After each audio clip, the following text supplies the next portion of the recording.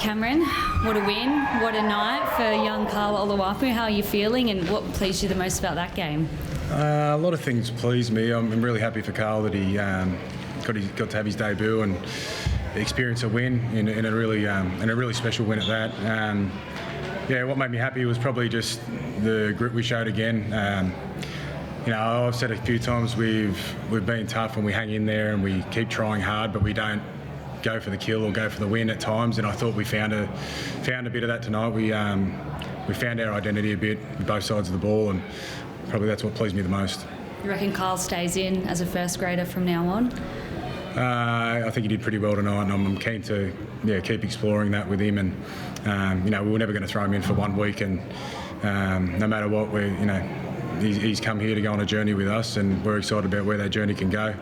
But he's going to learn a lot out of tonight as well. So we're going to help him through that process, and it's going to be a roller coaster for him. But we've got a good club and good people around him to support him. Are you happy with how it worked with him and Birdo in the halves together, and having a young half outside him? Does that almost play into a bit of what you spoke about last week with Birdo having more control of the team and wanting to own the team? Yeah, I think so. I think Birdo's grown in that role every week. And I think the way Grubb started the game for us and the way he set up the game, I thought he knew he was only going to play that first 30 minutes in the halves, and he was really unselfish about that and understood it was his job to get the game turned into a Bulldog style of game for us, and he definitely did things to help that. But I think that's the first time Carl and Birdo have ever played together, so we'll be a little bit rusty at times, and they'll get better with every training session, every game they get. But I enjoyed how it went tonight. Cam, what's it say about the club, just given the injury toll at the moment? Corey Waddell goes to the sin bin with 20 minutes to go, concede straight away. To still be able to find a way to win a game like that, what's it say about the club to you? It says a lot about the club. It says what we stand for, what our standards are. No matter who's playing, if you pull on a Bulldogs jersey, there's expectations there and standards that we want you to live up to. And the last few weeks it's been tough, and at times we've lived up to those expectations, and then at other times we've dropped below those expectations, and we've discussed that and had some harsh conversations around that. And after losing 3 games in a row, it was a tough week. We had a honest review to start the week, and a few tough decisions there. But the way the boys attacked the week, the energy they brought, and we never spoke about who wasn't playing. It was more about who was playing. So it just says a lot about the club and what the club was built on, and hopefully we're paying respect to that. There was one set there in the first half, you were going absolutely nowhere. I think you're 3 minutes out from your own line, 3-4 tackles in, and Grubb puts a kick in over the top. Is that something you've been teaching the guys, encouraging them to play football no matter what the situation is, or is that just impulse from him? Yeah, not so much that one. I was glad we got the ball back, but we play. We're not going to play like every other team. We've got to play differently. We've got different strengths than other teams, and we're going to have to play a different way and probably take more risk and move the ball around. I think you saw signs of that tonight. But Grubb played what he saw, and we trust that. If he doesn't execute that, then we talk about why we didn't execute it properly. But for him to have the confidence and the courage to be able to take on a play like that, it says a lot about hopefully what we're trying to build. And there was a few plays like that tonight where the guys backed themselves and played a Bulldog style of game. You've been talking about Jake Averillo for a while now, talking him up as a centre. Is that tonight vindication of what you've been talking about for a while? Yeah, I feel like there's still so much more that people are going to see as he builds his game. We build as a team and build the cohesion and what we're trying to do. But I think everyone saw signs of what we've been seeing all summer in the first 8 rounds.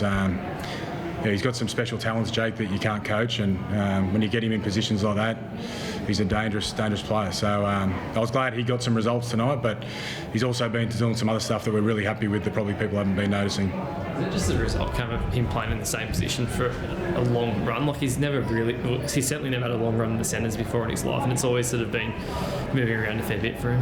Yeah, I think so. I think any player will tell you when they're moving around positions, it's hard to get that cohesion and confidence, and I think Jake's starting to build that. Even the people around him haven't been the same, so that still hasn't helped that much. But he's grown up a lot, Jake. He's matured. He's come out of his shell a lot this year, especially over the last 2 months, and we're really excited about what else he can do. Are you able to give us an update just on Kyle Flanagan? There was some suggestion last night he was about to be released by the club. Can you confirm where that's at? Yeah, no, I know nothing about that. And Kyle rang me actually straight away, and his phone was going off as well. And he just wanted to reassure me that there was nothing in it. And Cole had a tough week and a tough decision to not be in the team, and we played him at hooker in New South Wales Cup today, and I thought he was outstanding.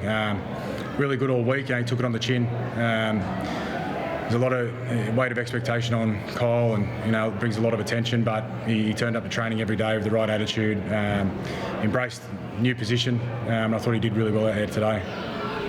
What does a win like that do for the group, right? Because you've still got a young group that's developing, right? And like a few close losses, what's that do for a group just coming off knowing you got the 2 points from a close game?